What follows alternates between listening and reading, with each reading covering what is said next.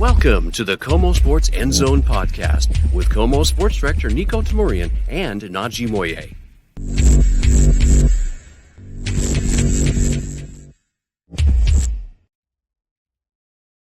Welcome to the KOMO Sports End Zone. I'm Niko Tamurian. He's Najee Moye. And Najee, for all of those weeks of doing pre-draft speculation, we weren't that far off. But ultimately now the draft class is in. It's time to take a look at what went down, how we feel about it, and what it means for the Seahawks' future. Do you remember the Swami?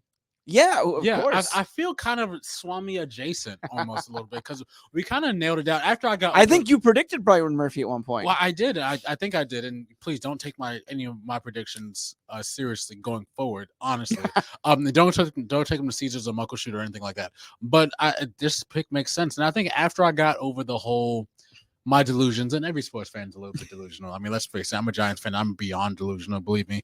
After I got over that delusion about Michael Penix and looking for a quarterback, and I'm still, quarterbacks are a dime a dozen, honestly. I mean, there weren't that many in the draft. They all went in the first round, it seemed like, all the decent ones. Hawks are riding with Geno, which is great. But I think they have a stud in the first round in Byron Murphy from Texas, an actual guy who can probably start tomorrow if he wanted to. They wanted him to. I agree with you. And I think that, obviously one of the big questions leading up to it was, will the Hawks trade? Will they make a move to get back into the second round after they traded that pick for Leonard Williams? And actually, I've talked about this a lot just with friends and other observers and, whether it's Seahawks media around the country. I was on a radio show in Buffalo talking to him about Eddie Ulofoshio getting picked by the Bills. And I was like, you know what? Here's what I think about the Seahawks and what they did. Would I have spreading the good word, y'all. Would I have preferred maybe getting into the second round, having some quantity in that regard and getting a little help earlier? I think on the surface, that's a good idea. However, I'm not going to question taking Byron Murphy because he was somehow still there at 16. He was number one. At least that's what the Seahawks said on their defensive draft board right away. And the fact that the first 14 picks were offensive players that allowed this scenario to happen, John Schneider alluded to, there were many opportunities and suitors for their 16th pick.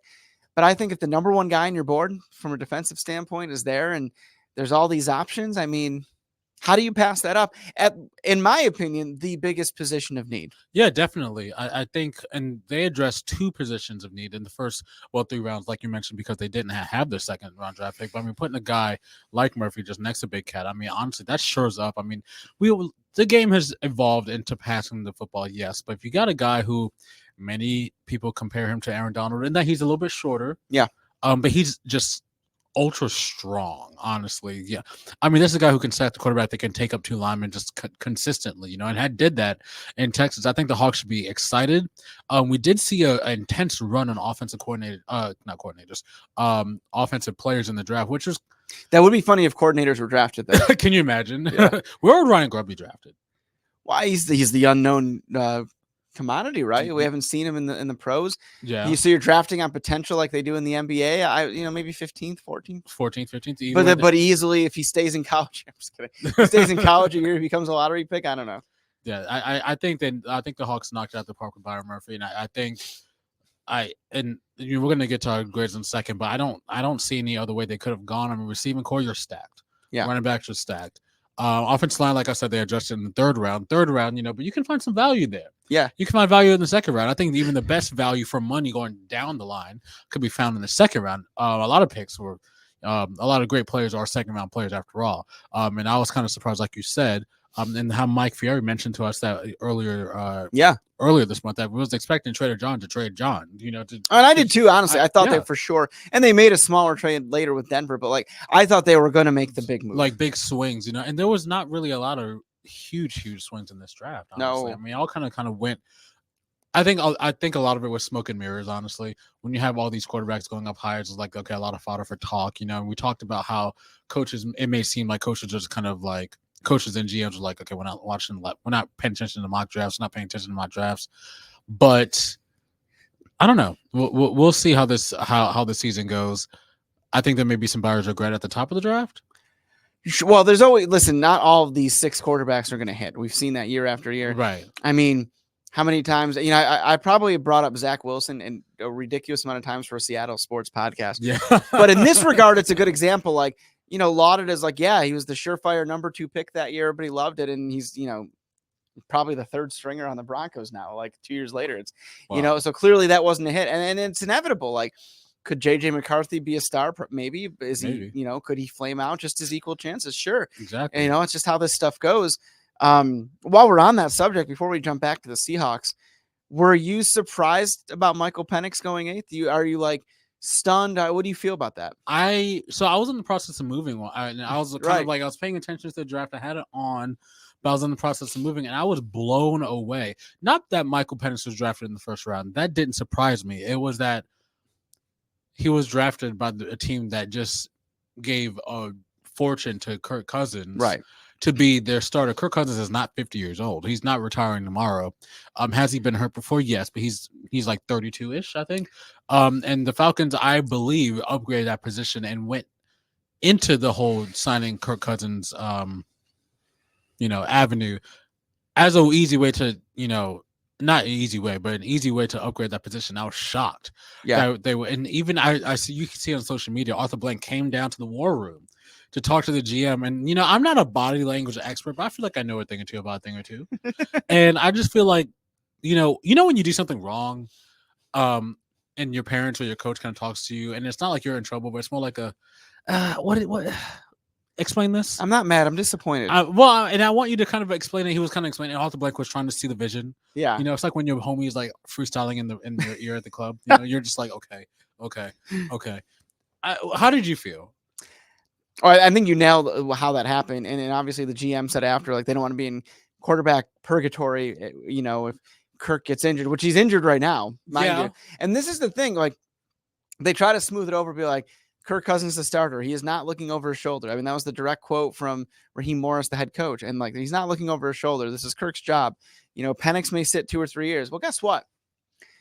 Kirk is not going to be healthy for OTAs, mini camp, maybe even the start of training camp. I don't know how long exactly, but I know he won't be ready in the next 2 months. And guess who's going to be QB1 for that? Michael Penix Jr.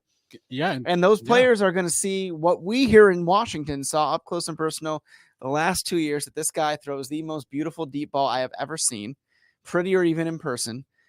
He's a leader in every way. He's older. He's 24. He's like, he's a rookie, short, but he's not like, a younger guy. Like, he's not Jaden Daniels or something like that. And I'm not knocking Jaden. I'm just saying Mike's older. Yeah. I just don't. And I think they kind of went into that thinking, okay, Penix will sit for a couple years. And I understand that, and I get it. And we talked about on previous episodes how much I like what the Packers have done over the past of what seems like 50 years, with just like adding the heir apparent, the Brett Favre going back to Aaron Rodgers after Brett Favre, and then Jordan Love after Aaron Rodgers, and that seems to be working out well for him. Yeah. However, at the 9th overall pick, if you're a team like the Falcons, who honestly they have a division that's very winnable. Especially might be the weakest in football. Weakest in football. You have a guy, and you have a pick where you can either trade down, get a lot of value, or you can make it just a guy who can start. You want a starting player at any position in the top 10 pick. Yeah. I mean, look at Rome Odunze. He's gonna be wide receiver probably 2 in Chicago. Yeah. And shout out to him. He's gonna have a great year. Honestly. Yeah. Right. Well, and you hit the nail on the head. Like, this is a team that. Maybe they were on the cusp of the playoffs. They missed. I think they were 7-10. Correct me if I'm wrong, but they were right there. Is the point? I mean, one piece can put you over the, hump there. Over the hump. Yeah, I mean, you got guys like Kyle Pitts, who's excited to get the ball finally after not getting the ball for the past 3 years. Drake London, Bijan Robinson. A proper defense. And you want to add to that, and maybe think beyond missing the playoffs, making the playoffs, and maybe double-digit wins. And not saying Kirk Cousins can't do that for you. However, Penix is going to sit till he's 28. If I'm Penix, I'm not saying I'm upset because I'm a pro. Right. You're professional. He's much more mature than I am. He's very mature. I love Mike. I'm just going to be kind of like, because he would be starting it if he got drafted by the Broncos.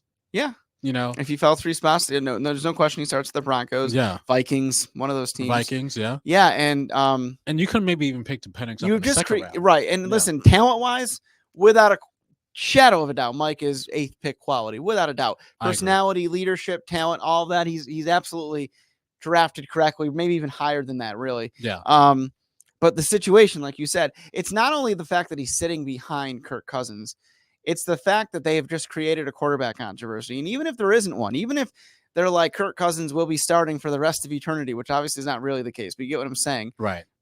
Everybody is going to ask about Michael Penix Jr. the second Kirk has a bad game. Do you think that maybe this is kind of like okay, so picture this. Picture where when is the trade deadline? Kind of like maybe Mid-season. Like October, yeah. October. Let's say end of September. We see some teams, a quarterback gets hurt. Let's say I hate to wish it on anyone. Let's say Brock Purdy gets hurt. Okay. Or let's say Daniel Jones gets hurt. Or let's say, Aaron Rodgers gets hurt again. Let's say, if Kirk Cousins is healthy, I mean, you have a guy like Michael Penix, so people are going to be calling about. He's a rookie. Yeah, well, I think Kirk Cousins would be more movable other than Or the even contract. that, yeah. That's the tricky part, Nash, is that I don't think the Falcons would give up Penix unless they just don't like the situation great and they can get a boatload of draft picks. Right. But they're not going to trade him like for whereas Kirk Cousins they might be more willing to trade, but who's going to eat that contract? That gigantic contract. I mean, maybe if you're the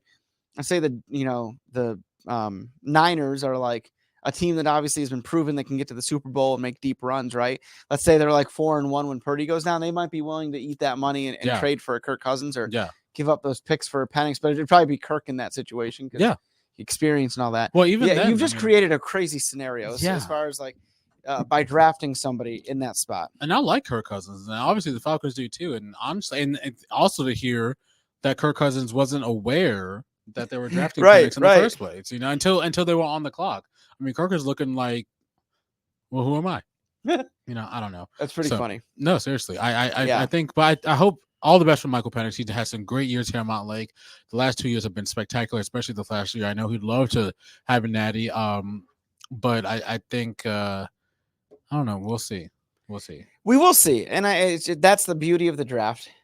Maybe the horror of the draft. The horror of the draft. That you just don't know how it's going to go. You really have no clue. I mean, look, Brock Purdy, you just brought him up, Mr. Irrelevant, exactly 200 something, right? And Super Bowl quarterback now. Yeah. I mean, that's an extreme, obviously, but like, you just don't know what's going to happen with the draft. Anything can. Well, by the same logic, Tom Brady was a 6th-round pick too, right? Yeah. So you just don't quite know. I think that you just make the best choice based on your need. And in the information you have, and the Falcons didn't do either because they didn't necessarily need a quarterback right now. No, and the information they had clearly didn't say that the guy they just paid $100 million plus was not going to be happy about the pick. And but a testament to Mike and a testament to the Dogs getting 2 guys in the top 10, double digits for total players picked, and it was a good day it was a good weekend for Mountain Lake. And I'll say this, it was really cool to see the top 3 targets for Michael Penix. Receiver Roma Dunze, Jalen Polk, and Jalen McMillan all go in the top 100. Oh yeah, and even tight end Devin Culp got picked. I mean, that's 4 targets that were drafted. Jack Westover was signed to a rookie deal with the Seahawks. Like, it kind of puts in perspective how special that UW team that we watched all year really was. Yeah, no, and then everyone else paid attention to, which is awesome. Yeah. So let's dive into the Seahawks now because we promised we would give them grades, and I want to talk to you about your grades. My grades. You sound like son, my father come here. Now. We have to talk about this.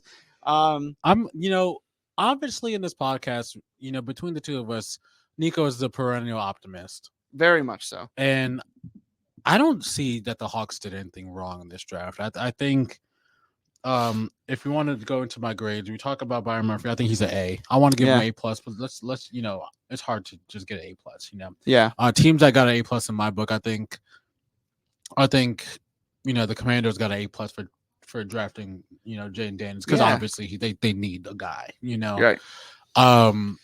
The Chargers got an A+ in my book for getting Joe Alt. I mean, he's a guy who's going to play. A very good pick. He's going to end up being like a 15-year veteran Pro Bowler. Think Joe Thomas, essentially like that. Byron Murphy is hopefully going to be just slide right into the starting role, and then we'll see how it goes. So I'm going to give him an A. Christian Haynes definitely A-, definitely in the 3rd round. Not having a pick in the 2nd round definitely hurts, but that guard position needs to be shored up. I know it's kind of limited right now for the Seahawks. I like it as an A- only because UConn. you know. Yeah, that's a little troubling. He Yeah. held his own against Tennessee in the one big league school they played, really. But Yeah.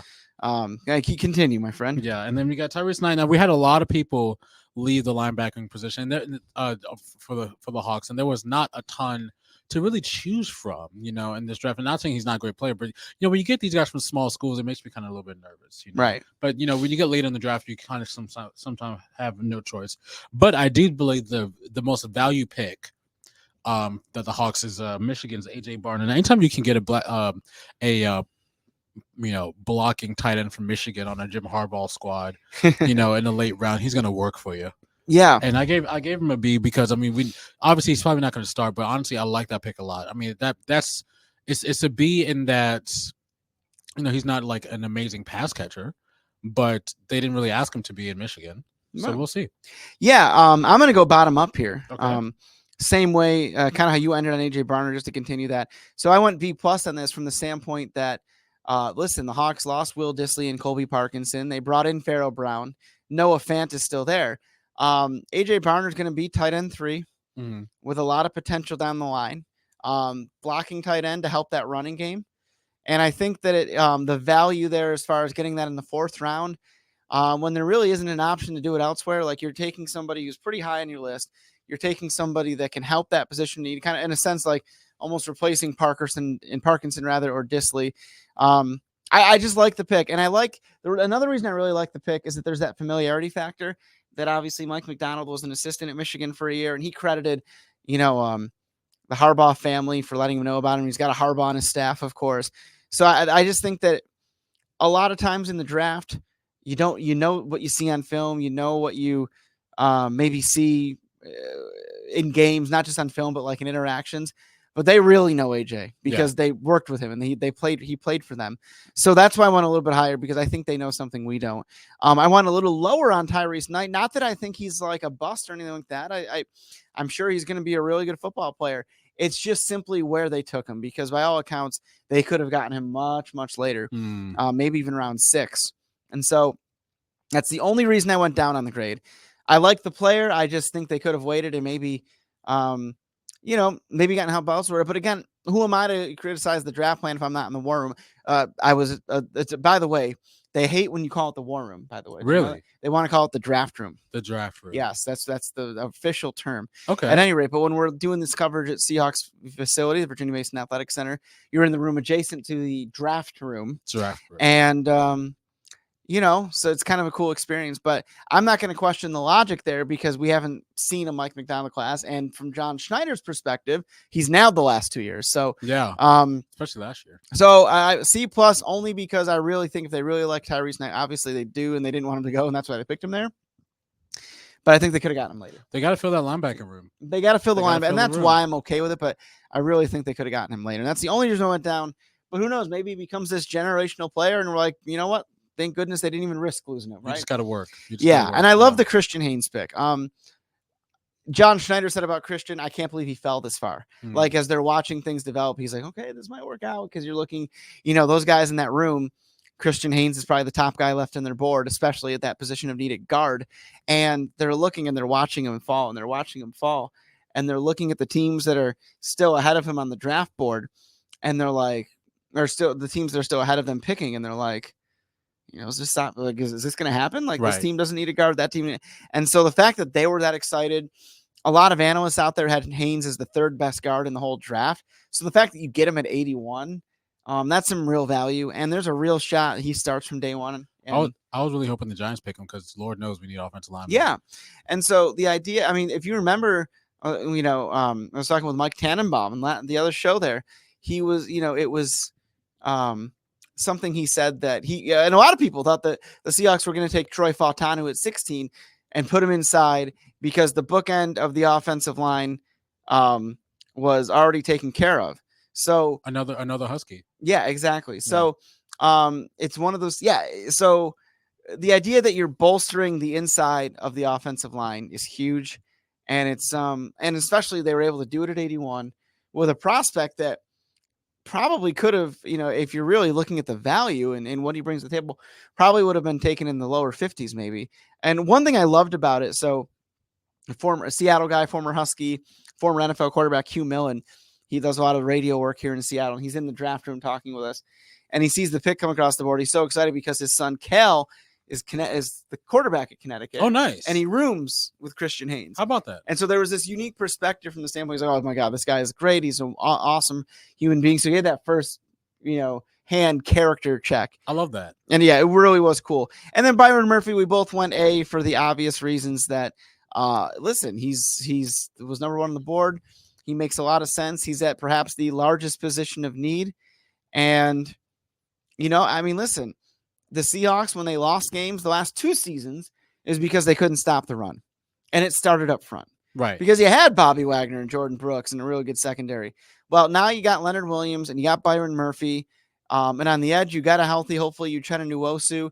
And you have Moye Mafe, who made a huge leap in year 2. And who knows what's ahead for him for year 3. So I like shoring up to what to me is the last position of need. And some of the other guys like Jaron Reed become depth maybe. Mm-hmm. And suddenly between the Williams trade, essentially Leonard Williams is your 2nd round pick. Right. So you essentially use your first 2 picks of this 2024 draft to make sure that that defensive line is good to go and hopefully a position of strength instead of a weakness. Leonard Williams transfers to basically a 2nd round pick, but he was a 1st round pick. He was actually drafted pretty high, and he's a great talent, honestly. And honestly, when you consider, guys like Byron Murphy, coming out of college, obviously, not really a pro now. Congratulations. Yeah. Getting drafted by a defensive coach. I mean, look at what my coach McDonald has built in Baltimore. After all. Yeah. This can only be exciting for Seahawks fans, honestly, because you consider, like I mentioned before, you consider the skill positions, the cornerbacks, the receivers, the running backs. I was kind of looking at the safety position as something that's, like maybe like if they had a guy who they loved, they'd pick him maybe in the 2nd, if they could trade up, Yeah. I just love this pick because I just look at how much he's going to learn, how much he's going to get molded by Coach Mack, which I keep calling him Coach Mack. I'm not even sure if that's okay. I don't know. I think he seems like a pretty down to earth guy. Yeah. What I love about Mike McDonald?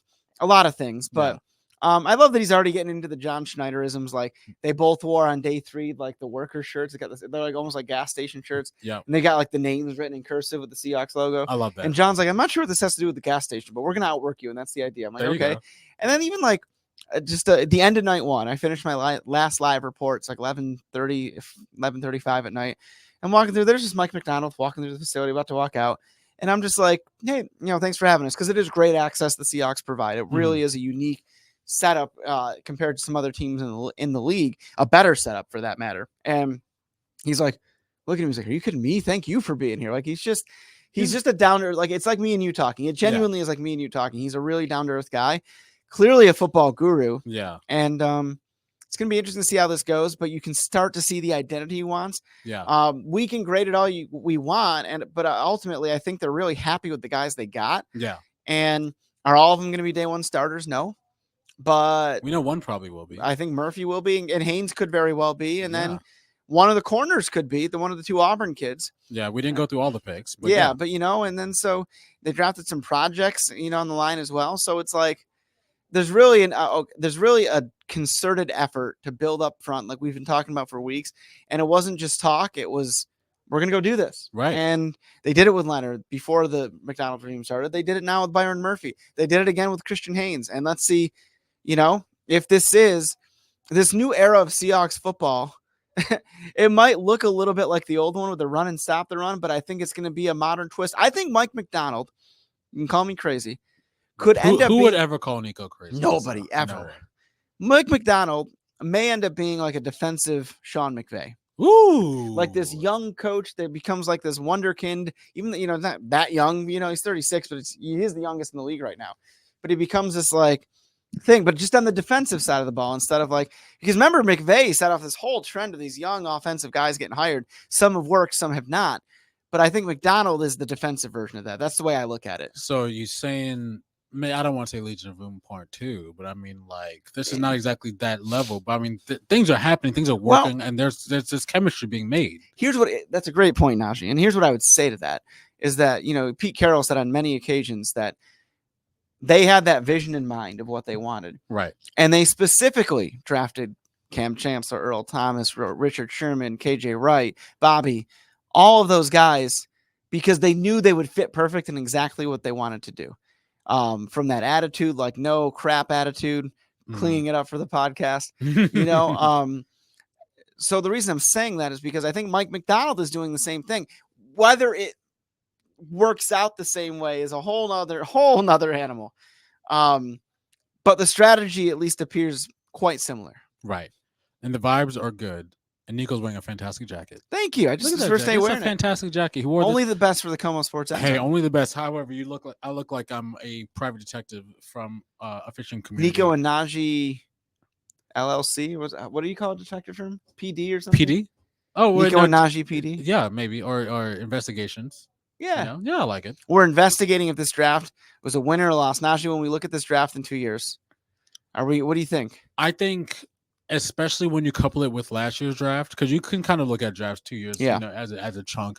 I think, we look at last year, the big picks, obviously, and this year kind of getting on the inside, getting the meat and potatoes, we got the green beans last year. We got the dessert last year with the JSN and Witherspoon. But however, I think we're getting some meat and potatoes, guys. And I think this is important, especially for the Seahawks. Not to have, I look back at games and seen teams like the Panthers a couple years ago running for over 200 yards against the Seahawks. Yeah, you want to prevent that, right? And guys and you want to be able to run the ball with guys like K9 and Zach Charbonnet, who they drafted last year and a couple years ago.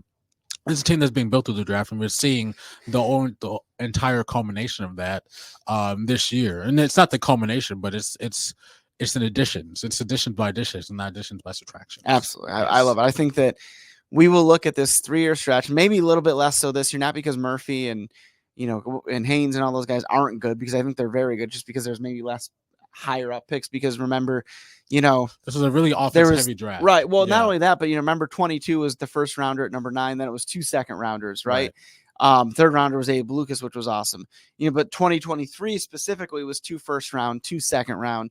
The real fruit of that Russell Wilson trade. So it yielded some real potential playmaking guys. So that's why those first 2 years could be really seen as transcending. But I think this third year could be like the next chapter of that. Be like, wow, they really figured out that defensive line part of this LOB 2.0, whatever you want to call it. Let's get some sacks. Yeah. That's honestly one of the most major things a team could do on defense when you consider like how to even change the swing of a game. Like I know I'm a Giants fan. I brought this up to you many times. I'm like, look, if you want to really impact a team, hit the quarterback. Yeah. Pick off the quarterback. And that's, and also protect the quarterback when you mentioned that third round pick too. So I think it's very important what the Hawks did. I think it's very critical for the overall success, especially since considering, the division is not any easier than it was last year. It's probably even more difficult than it was last year. I agree. Yeah. Najee, I'm looking at this Mariners hat to your right. Yeah. It matches your shirt. It does. Go M's. First place. That? First place for right now. I told you that hat's broken. Oh, no, it fits. It fits good. Look, that pitching staff is next level. You look really good right now. I like this. That pitching staff is next level. I'm talking about historical stretch right now. And you've been predicting it from the beginning, honestly. And we even saw it last year, but these guys are just like nailing it. If they can get some run support, look out. As Scott Service keeps saying, awesome pitching, dominant pitching, timely hitting. And that's been the recipe. And it's what we thought it would be. It may seem stressful, but hey. It's early May, so it's hard to get too excited, even though I really like the rebound. Yeah. I'm going to tell you something, Najee. Oh. When I was saying on the air and I was saying on this podcast the first couple of weeks, like, relax. I think we had an episode called like Relax, right? RELAX. Yeah. And it's like easy, right? Mm-hmm. I was getting so many emails from like disgruntled people like, who on the Mariners is paying you to say that? Like freaking out, like, you're an idiot. So I'm like, thank you for listening. I'm like, hey guy, it's 6 and 10. Thanks for listening. Yes. I'm like, hey guy, it's 16 games out of 162 game season. I haven't written any of those people back yet. Hey, there you go. Smith. You know what? Back. I keep receipts. There you go. He does. And if they win, if they go do something great this year, like win the AL West or something like that, go on a playoff run. I have some of those emails saved in a special folder. There you go. I'm going to reply to them with like the AL West champs crest or something like that. There you go. I'm not going to say a word. I'm just going to like reply with a photo. They're at the top of the division right now, and they just beat the one of the best teams in baseball. I think probably the last 3 series. Yeah, they beat the Braves, who are probably the World Series favorite this year. Right. They beat the National League champs 2 out of 3 Diamondbacks. They beat the World Series champs Texas Rangers 2 out of 3. I mean, come on. And hey.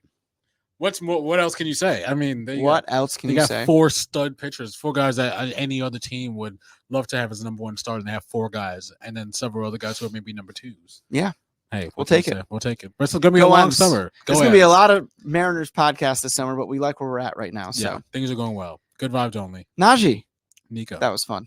This has been fun. Yes. This is a good feel free to let us know your grade for the draft. It's your hat. If you want it. It works out. I like it. It works. And that was for 90s night last weekend. And man, let's talk about some M's next week. And we'll get our first glimpse at the Seahawks rookies at rookie camp. And we'll talk more about that next week. But right now, for the KOMO Sports End Zone, he's Najee. I'm Niko. We'll see you next week.